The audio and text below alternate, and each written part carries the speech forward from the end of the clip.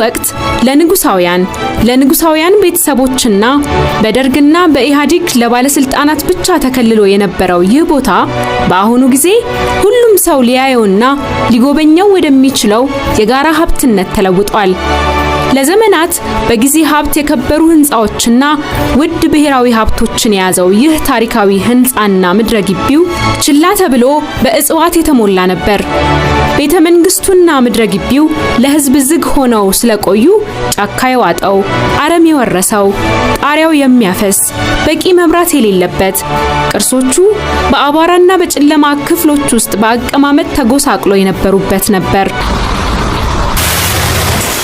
ይህ ሁሉ አሁን ሙሉ በሙሉ የታደሰ ሲሆን ሁሉም ሰው እንዲጎበኘውና ውበቱን እንዲያደንቅ በግርማ ሞገሱ ቆሞ በሙሉ ደስታ ይጋብዛል።